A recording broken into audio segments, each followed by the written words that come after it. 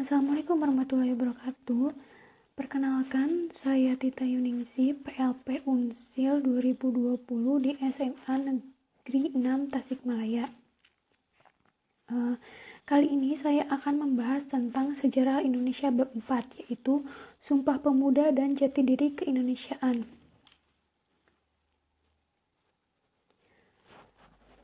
Nah, sebelum masuk ke materi, alangkah baiknya kita mengetahui kompetensi dasar dan tujuan pembelajaran bab 4 ini. Kompetensi dasarnya yaitu menghargai nilai-nilai Sumpah Pemuda dan maknanya bagi kehidupan kebangsaan di Indonesia masa kini. Lalu, menyajikan langkah-langkah dan penerapan nilai-nilai Sumpah Pemuda dan maknanya bagi kebangsaan di Indonesia pada masa kini dalam bentuk tulisan atau media lainnya. Lalu tujuan pembelajarannya adalah 1. Menganalisis latar belakang Sumpah Pemuda. Yang kedua, menganalisis politik etis sebagai pintu pembuka pendidikan modern. Yang ketiga, menganalisis pentingnya pers yang membawa kemajuan. Yang keempat yaitu membangkitkan rasa nasionalisme serta mengenal organisasi massa pergerakan. Nah, sebelum langsung ke materi Sumpah Pemuda lebih jauh, kita flashback terlebih dahulu mengenai Sumpah Pemuda. Apa sih Sumpah Pemuda? Sumpah Pemuda adalah ikrar yang berisi tentang tanah air satu, berbangsa satu, dan berbahasa satu, yaitu bahasa Indonesia. Sumpah Pemuda tercetus dalam Kongres Pemuda II tanggal 27 sampai dengan 28 Oktober 1928. Dan pada bulan ini, Sumpah Pemuda diperingati yang ke-92 tahun. Selanjutnya, latar belakang Sumpah Pemuda.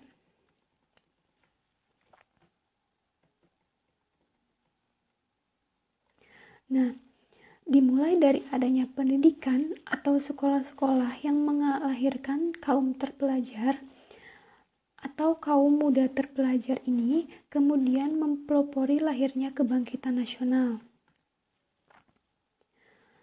Salah satunya juga dipacu oleh adanya surat-surat kabar yang sudah terbit saat itu, sehingga mempercepat perkembangan dan semangat nasionalisme di kalangan bangsa Indonesia. Dengan demikian, perkembangan masa pergerakan kebangsaan suatu periode sangat penting dalam sejarah perjuangan bangsa Indonesia. Lalu, dalam periode pergerakan ini terjadi peristiwa yang sangat penting dan monumental, yakni peristiwa Sumpah Pemuda. Peristiwa ini dapat dikatakan sebagai klimaks atau puncak dari sebuah perjuangan untuk mempersatukan seluruh bangsa Indonesia menuju kemerdekaan Indonesia. Pada uraian ini, kita akan belajar dalam rangka memperkokoh jati diri keindonesiaan. Dalam latar belakang Sumpah Pemuda, ada beberapa pembahasan, yaitu yang pertama adalah politik etis sebagai pintu pembuka pendidikan modern.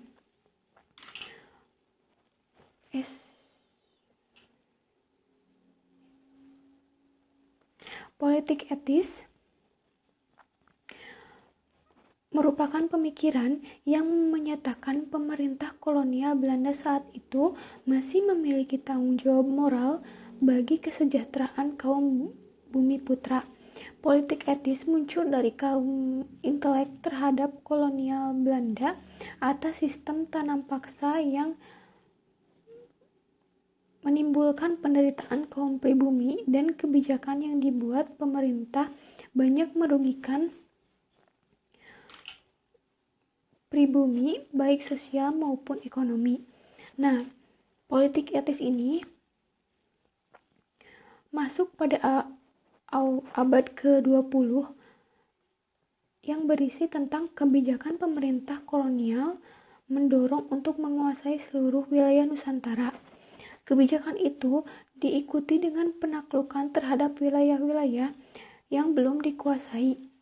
Jika perlu, dengan pendekatan militer, daerah-daerah kolonial yang masih terpisah disatukan dalam penerapan administrasi baru yang berpusat di Batavia, yang sering juga disebut dengan Pax Neerlandica. Selanjutnya,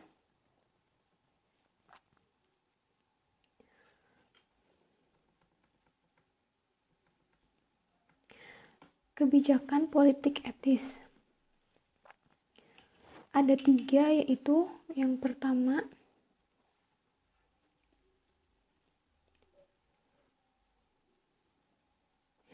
di bidang edukasi, lalu di bidang irigasi, dan juga yang terakhir adalah di bidang migrasi. Politik etis sering juga disebut sebagai pintu pembuka pendidikan modern yang dipelopori oleh Van de Penter. Isi politik etis ada 3, yaitu bidang edukasi, bidang irigasi, dan juga migrasi. Lalu, dalam bidang edukasi atau pendidikan, politik etis ini banyak mendirikan berbagai jenis sekolah dari tingkatan dasar hingga jenjang pendidikan yang tinggi. Selanjutnya di bidang irigasi, yaitu banyak dibangunnya saluran irigasi untuk mengairi sawah dan perkebunan. Yang ketiga adalah bidang migrasi, perpindahan penduduk dari area yang padat ke area yang masih kurang padat untuk pemerataan penduduk. Nah, politik etis juga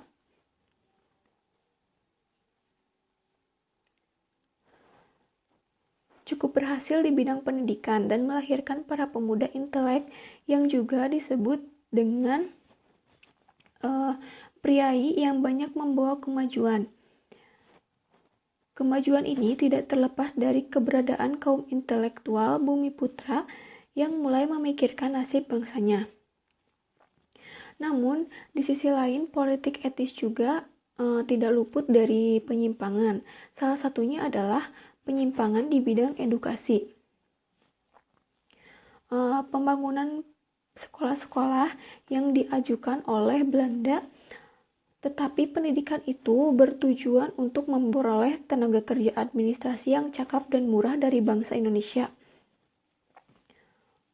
Dengan kata lain, yaitu walaupun di bidang pendidikan, kaum kolonial itu tetap berusaha memanfaatkan kaum pribumi untuk kepentingan kolonial itu sendiri. Nah, selanjutnya penyimpangan di bidang irigasi yang sebenarnya pelaksanaan pengairan atau yang sering disebut juga dengan irigasi hanya bertujuan untuk mengairi perkebunan swasta Belanda, sedangkan perkebunan atau sawah milik rakyat sendiri tidak diairi dalam program irigasi tersebut. Nah, lalu yang terakhir adalah penyimpangan di bidang migrasi. Nah, penyimpangan di bidang migrasi atau perpindahan dari wilayah padat ke wilayah yang masih kurang padat.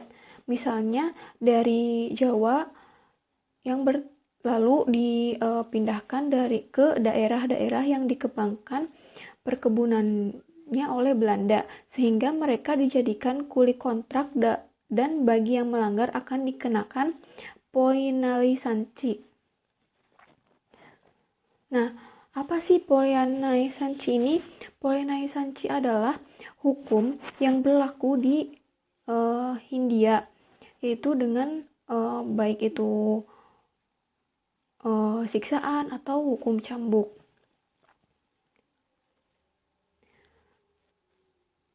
Nah, sebelum ke pers, kita kembali lagi ke politik etis di bidang edukasi.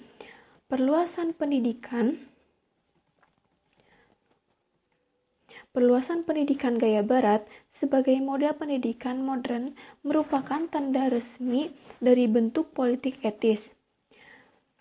Pendidikan itu hanya menghasilkan tenaga kerja yang diperoleh oleh negara, tetapi pada sektor swasta Belanda, pengaruh pendidikan barat itu kemudian memunculkan sekelompok kecil kaum intelektual Bumiputra yang memunculkan kesadaran bahwa rakyat Bumiputra harus bersaing dengan bangsa-bangsa lain untuk mencapai kemajuan golongan intelektual. Lalu, golongan intelektual atau disebut dengan priai baru ini juga sebagian besar merupakan dan berprofesi sebagai guru dan jurnalis di kota-kota besar. Hal itu menjadi sarana yang untuk menyalurkan ide-ide dan pemikiran mereka yang ingin membawa kemajuan dan membebaskan bangsa dari segala bentuk penindasan kolonialisme. Namun mereka juga tidak memandang baik itu suku Jawa, suku Sunda, suku Minangkabau, Ambon, dan sebagainya. Jadi mereka itu hanya mempunyai tujuan yang sama, yaitu untuk lepas dari kolonial Belanda. Nah, saat kemajuan intelektual dan informasi, muncullah suatu media, yaitu pers, dengan penjelasan bahwa pers sebagai pembawa kemajuan. Pada saat itu, pers semakin berkembang yang dapat berisi propaganda atau kritikan serta informasi dari kalangan jurnalistik sehingga dapat membawa pengaruh penting berupa ajakan melawan kolonial dan menumbuhkan rasa nasionalisme untuk merdeka. Sebelum mengenal pers lebih jauh, kita ketahui terlebih dahulu apa sih pers itu.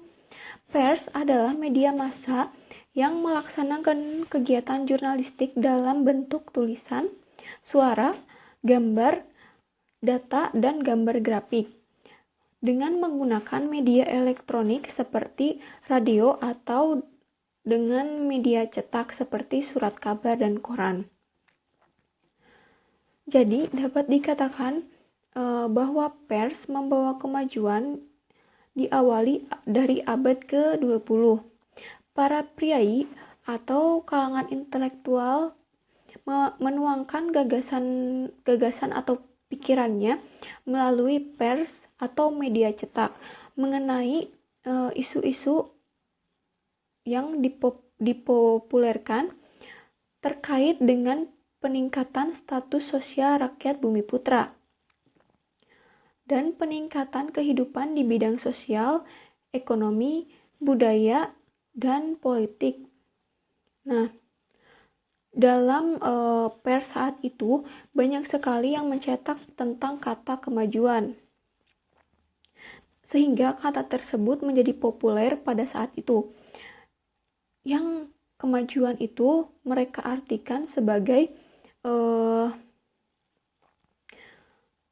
pendidikan, pencerahan peradaban, dan modernisasi serta kesuksesan hidup pers yang merupakan sarana berpartisipasi dalam gerakan emansipasi kemajuan.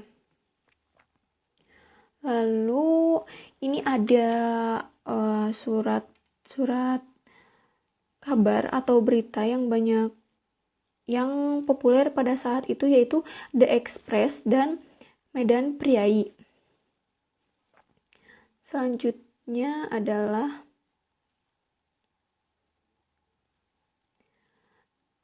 bangkitnya nasionalisme. Nah, selain dengan pers yang membawa kemajuan, kita juga harus menuangkan rasa nasionalisme itu agar dapat melawan kolonial. Sebelum kita bahas mengenai rasa nasionalisme lebih jauh, kita pahami terlebih dahulu apa itu nasionalisme. Nasionalisme adalah suatu sikap politik atau pemahaman yang harus dimiliki setiap warga negara untuk terjalinnya suatu kebangsaan. Nah, dalam KBBI juga atau Kamus Besar Bahasa Indonesia menjelaskan tentang nasionalisme. Nasionalisme adalah paham atau ajaran untuk mencintai bangsa dan negaranya sendiri dengan kesadaran anggota dalam suatu bangsa yang secara potensial atau aktual bersama-sama mencapai dan mempertahankan serta mengabdikan identitas, integrasi kemampuan dan kekuatan bangsa. Rasa nasionalisme itu pada saat itu mereka yang berkeinginan untuk merdeka dan lepas dari belenggu Belanda sehingga dapat menjadi negara yang tidak diperbudak lagi. Saat itu, keberadaan kaum muda terpelajar sangat cocok dan responsif terhadap perkembangan atau paham-paham baru, apalagi paham yang diikuti untuk menggelorakan kemerdekaan. Lalu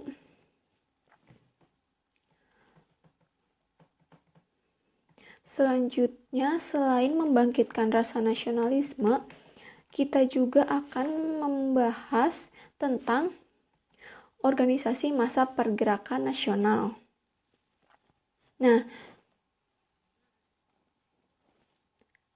di sini ada organisasi massa pergerakan nasional.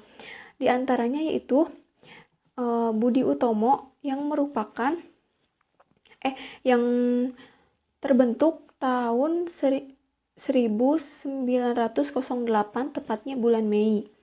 Nah, organisasi ini berawal dari gerakan Dr. Wahidin Sudirohusodo yang berkeliling Jawa untuk mensosialisasikan kepentingan pendidikan.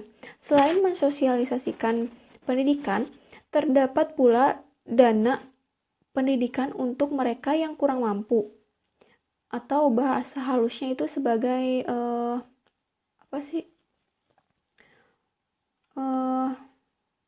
beasiswa. Nah, dana pendidikan saat itu disebut juga dengan studi fund. Kemudian pada tahun 1907 terjadi pertemuan antara Dr. Wahidin Sudirohusodo dengan Sutomo, yang merupakan seorang mahasiswa Stopia. Sutomo tertarik dengan gagasan Dr. Wahidin, lalu mendirikan sebuah organisasi Budi Utomo pada tanggal 20 Mei 1908. Organisasi ini merupakan organisasi pertama yang didirikan oleh bangsa Indonesia yang beranggotakan mahasiswa Stopia. Berdirinya organisasi ini merupakan tonggak awal kebangkitan nasional, sehingga hari lahirnya Budi Utomo ditetapkan sebagai Hari Kebangkitan Nasional. Selain Budi Utomo, di sini juga ada organisasi Sarekat Islam. Organisasi ini berawal dari organisasi Sarekat Dagang Islam yang didirikan oleh Haji Samanhudin di Solo tahun 1911. Organisasi ini awalnya dibentuk untuk melindungi pengusaha lokal agar dapat bersaing dengan pengusaha non-lokal yang memonopoli perdagangan batik. Lalu Sarekat Dagang Islam ini kemudian diubah menjadi Sarekat Islam pada tahun 1912 yang diketuai oleh Hos Cokro Aminoto. Setelah itu, keanggotaan SI semakin besar karena semua orang diperbolehkan ikut dalam organisasi ini. Namun syarat terpentingnya itu adalah beragama Islam. Akan tetapi pada tahun 1921 SI terpecah menjadi dua kubu, yaitu kubu SI putih dan SI merah. Lalu setelah perpecahan itu terjadi karena disebabkan oleh adanya penyusupan paham sosialis dan komunis. Selanjutnya kita akan membahas organisasi Indispartij. Indispartij didirikan di Bandung tanggal 25 Desember 1912. Pendiri organisasi ini adalah Dowes Dekker dan Suwardi Suryaningrat atau yang lebih dikenal sebagai Ki Hajar Dewantara, dan Dr. Cipto Mangunkusumo. Mereka kemudian dikenal menjadi 3 serangkai. Indispartij bertujuan untuk mengembangkan rasa nasionalisme, menciptakan persatuan antara orang Indonesia dan Bumi Putra, serta mempersiapkan kehidupan rakyat yang merdeka. Organisasi ini adalah organisasi politik yang berani mengkritik pemerintahan kolonial Belanda. Kritik tersebut ditujukan melalui tulisan R.M. Suwardi Suryaningrat yang berjudul Als ik een Nederland was, yang berarti seandainya aku seorang Belanda. Oleh karena itu, pada 4 Mei 1913, Indispartij dianggap sebagai partai terlarang dan ketiga tokohnya itu diasingkan ke Belanda. Selanjutnya adalah Perhimpunan Indonesia atau Indisvereniging. Organisasi ini didirikan di Belanda tahun 1908.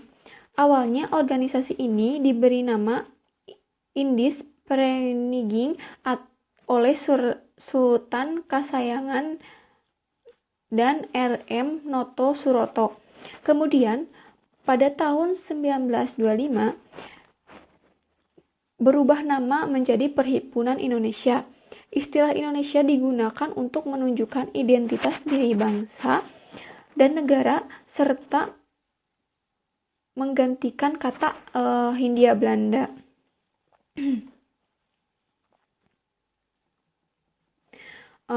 Tokoh-tokoh yang bergabung dalam Perhimpunan Indonesia ini diantaranya adalah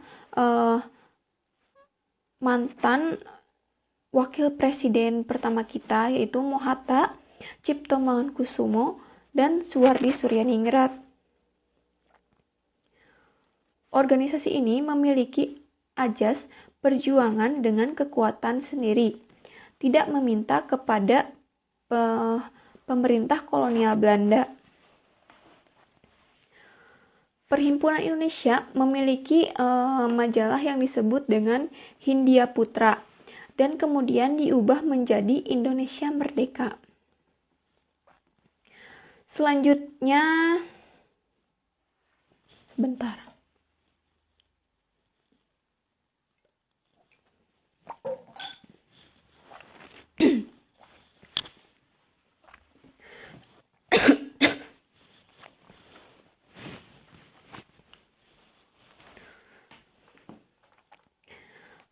Selanjutnya ada yang kelima ya.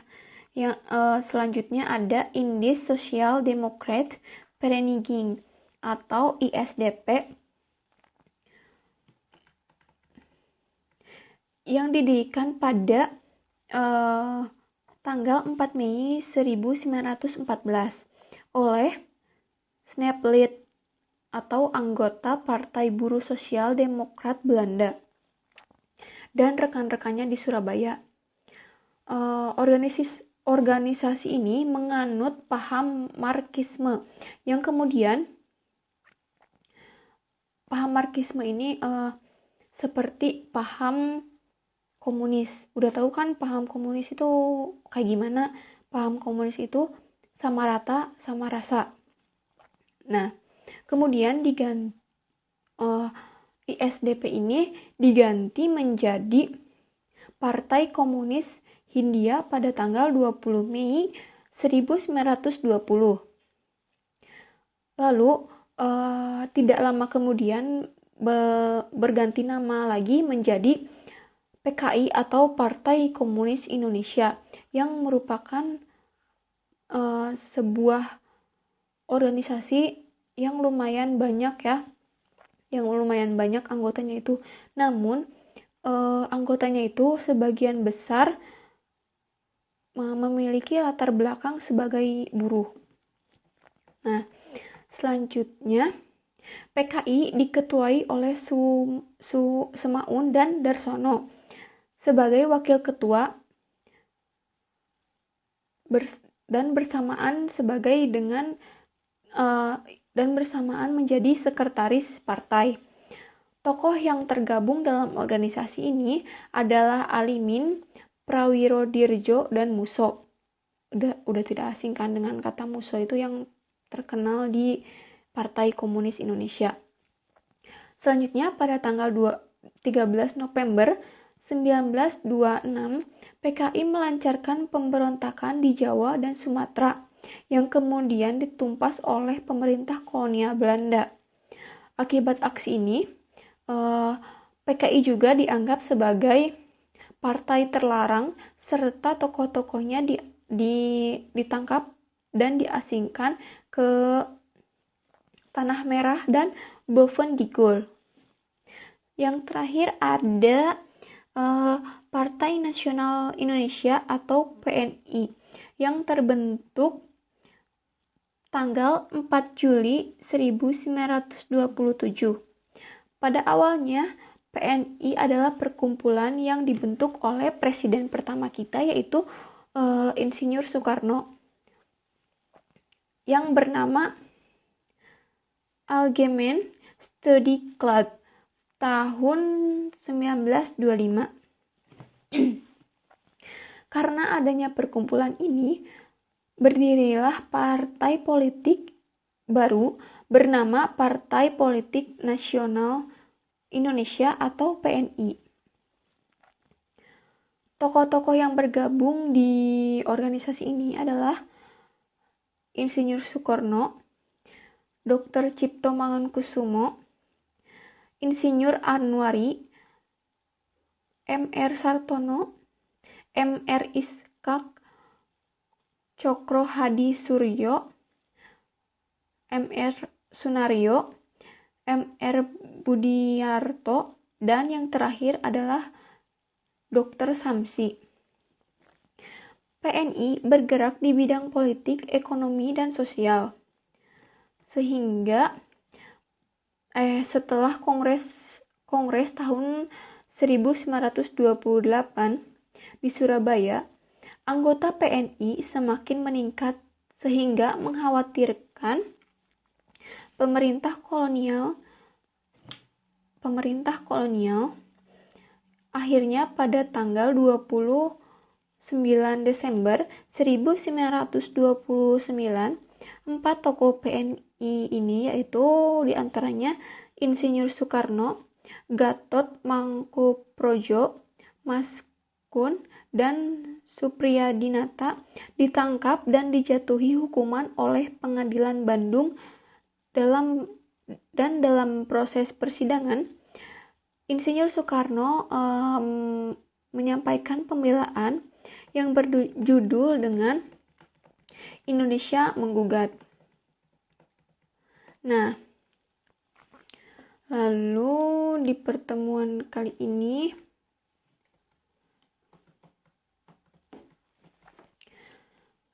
jika pembahasan kurang sempurna atau masih kurang dalam pembahasannya, saya mohon maaf.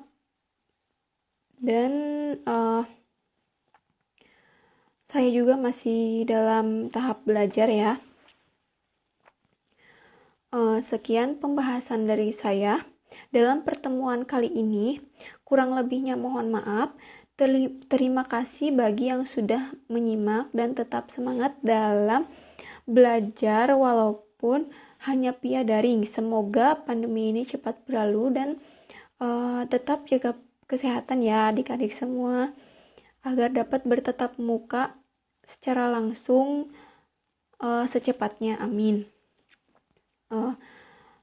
Sebelum penutupan, saya akan memberikan tugas terlebih dahulu, yaitu untuk merangkum pembahasan kali ini yang akan dibahas di SPI.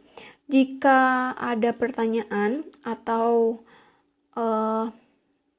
hal yang kurang jelas bisa ditanyakan saat berdiskusi nanti. Terima kasih atas perhatiannya. Kurang lebihnya saya ucapkan terima kasih. Wassalamualaikum warahmatullahi wabarakatuh.